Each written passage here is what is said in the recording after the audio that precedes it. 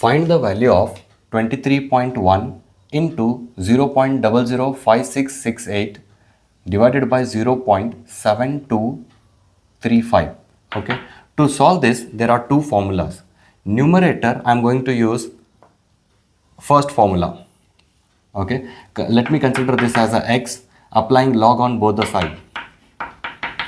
Now, for this, I am going to apply first formula, that is 23.1 plus log of 0.005668.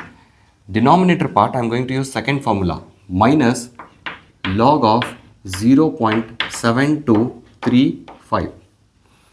Now here, since there are two digits, I am going to write 1. Now go to logarithmic table. There, go to 23rd number, see the first column. So it is 3636 plus, after decimal point there are two zeros, so I must write 3 bar. Then go to 56th number in the logarithmic table, okay, 6th column. Then go to mean difference 8, and whatever the answer you'll get, add these two. So that is 7534 minus, here 0 point, there are numbers, so it is 1 bar. Fine. So it will be how much? 8594. You have to go to 72 number in the logarithmic table, third column and fifth main difference. Now let me solve this.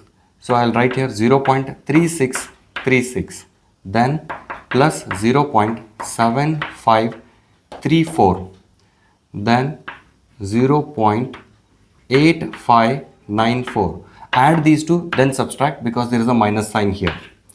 So if you add this and subtract, you'll get, so I'll get 0.2576. So I'm going to write here 0.2576. Now how to add this mantissa? Here write 1 plus into minus is minus. 3 bar means it is minus. Now this minus and this minus will become plus. So 1 plus 1 is 2, minus 3, so it is minus 1. So minus 1 is written as 1 bar.